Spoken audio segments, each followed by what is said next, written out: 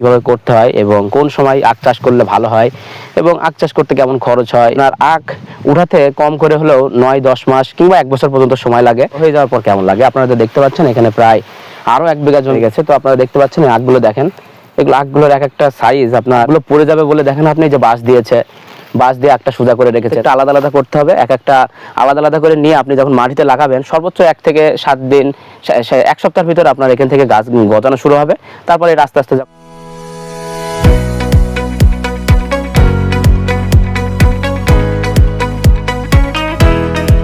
চাষি তথ্য পেজ থেকে স্বাগতম। আমি আপনাদের আজকে আখ চাষ পদ্ধতি বা এটা আরেক নাম রয়েছে আপনার গ্যান্ডারি আখ বা রস আখ বলা হয়ে থাকে। এই আখ চাষ পদ্ধতি কিভাবে করতে হয় এবং কোন সময় আখ চাষ করলে ভালো হয় এবং আখ চাষ করতে কেমন খরচ হয় এবং আখ চাষ আপনার কি পরিমাণ লাভ দিতে পারবে এবং কোন সময় আপনার আখ চাষে কেমন ক্ষতি হওয়ার সম্ভাবনা রয়েছে, এগুলো নিয়ে আমি আপনাদের সাথে আলাপ আলোচনা করব। তো আপনারা দেখতে পাচ্ছেন এখানে প্রায় 1 বিঘা জমিতে আমাদের যে কৃষক ভাই রয়েছেন তিনি আখ লাগিয়েছেন। আখের গাছগুলো আপনারা দেখতে পাচ্ছেন, এগুলোর বয়স আনুমানিক 1 থেকে 1.5 মাস বয়স হয়েছে। আপনার আখ উঠাতে কম করে হলেও 9-10 মাস কিংবা 1 বছর পর্যন্ত সময় লাগে। এগুলো কেবল লাগানো হয়েছে। এই যে দেখেন আপনারা দেখতে পাচ্ছেন বেড আকারে আখ চাষ করা হয়েছে। আখ চাষ অনেক লাভজনক চাষ, কারণ আপনার এটাই প্রথম পর্যায়ে প্রচুর পরিমাণে খরচ হয়, কিন্তু পরে আর তেমন খরচ হয় না। আপনি একবার আখ লাগালে কম করে 3 থেকে 4 বছর আপনি একটানা আখ পাবেন। আখ অনেক লাভজনক চাষ। আপনারা এই যে দেখতে পাচ্ছেন বেড আকারে যে আখ চাষ করা হয়েছে, এটা আপনার যখন 3 মাস 4 মাস 5 মাস যখন বয়স হবে আখের, তখন আপনার পাশ দিয়ে বাঁশ দেওয়া হবে। বাঁশ দেওয়ার পর আপনার গাছ আপনার ওই যে দড়ি দেওয়া হবে যেন আপনার আখ গাছগুলো বাঁকা না হয়, নষ্ট না হয়। এই জন্য আপনারা যখন আখ চাষ করবেন অবশ্যই পরামর্শ নিয়ে আখ চাষ করবেন। তো আমি আপনাদের এই যে ছোট গাছ থেকে বড় গাছ কিভাবে করতে হবে এবং আখ বড় হলে কেমন পরিমাণ খরচ হওয়ার সম্ভাবনা রয়েছে সেগুলো নিয়ে আপনাদের সাথে আলাপ আলোচনা করব। তো আপনারা এই ছোট গাছ দেখলেন, এবার আমি আপনাদের আখ বড় হওয়ার পর কেমন খরচ হতে পারে এবং দেখতে কেমন লাগে সেগুলো দেখাবো। তো আপনারা আমার সাথে থাকবেন। তো আপনারা এতক্ষণ দেখলেন আখের চারা বা আখের গাছ প্রথম পর্যায়ে কেমন থাকে। তো আমি আপনাদের এখন দেখাচ্ছি আখ বড় হয়ে যাওয়ার পর কেমন লাগে। আপনারা দেখতে পাচ্ছেন এখানে প্রায় আরো 1 বিঘা জমিতে ওই একই চাষি ভাই আপনার আখ লাগিয়েছেন।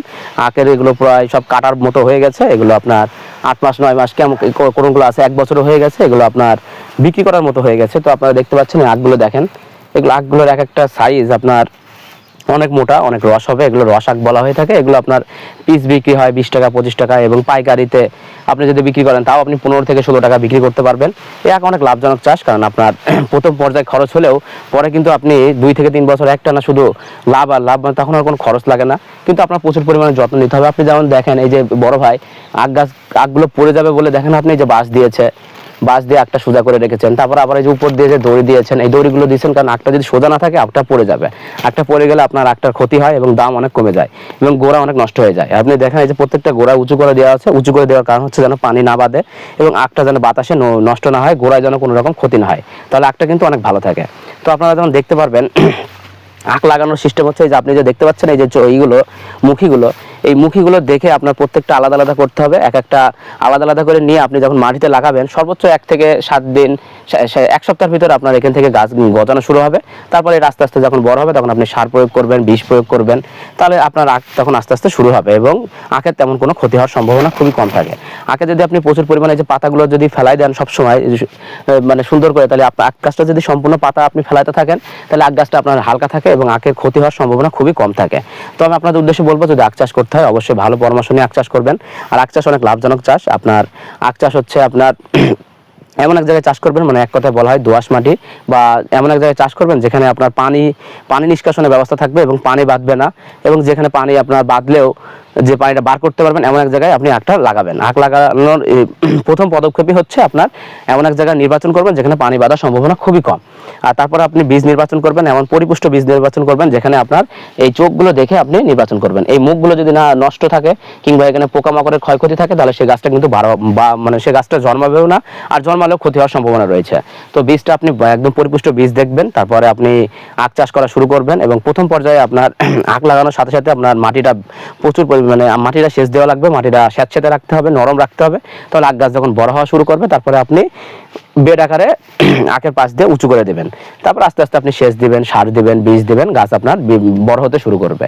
এবং আখ চাষে আপনার পরিশ্রম হচ্ছে প্রচুর পরিমাণে, কারণ আপনার সবসময় মাঠে থাকা লাগবে, জমিতে পাতাগুলো ফেলাই দেওয়া লাগবে, আপনার দেখতে হবে যে কোনো গাছে পোকা লেগেছে কিনা, পোকা লাগলে আপনি বীজ দেওয়ার ব্যবস্থা করে রাখবেন।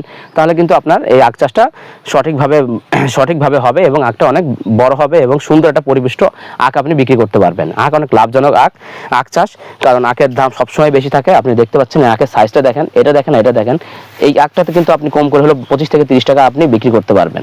তো আমি আপনাদের বলবো, যদি আখ চাষ করেন অবশ্যই পরামর্শ নিয়ে আখ চাষ করবেন এবং কৃষি অফিসার থাকলে তাদের সাথে যোগাযোগ করবেন এবং ভালো মাটি নির্বাচন করবেন, ভালো বীজ নির্বাচন করবেন। তাহলে কিন্তু আপনার দেখবেন আপনি আখ থেকে অনেক প্রচুর পরিমাণে লাভ করতে পারবেন এবং আখে প্রথম পর্যায়ে খরচ হলো, পরে তেমন একটা খরচ লাগে না। তো আমি আপনাদের বলবো, আপনারা আখ চাষ করলে অবশ্যই ভালো কৃষি অফিসারের কাছ থেকে পরামর্শ নেবেন। তো সকলকে ধন্যবাদ সুন্দর ভিডিওটি দেখার জন্য, এবং আপনাদের যদি ভালো লাগে অবশ্যই লাইক, শেয়ার, কমেন্ট, সাবস্ক্রাইব করবেন। তো সকলকে ধন্যবাদ।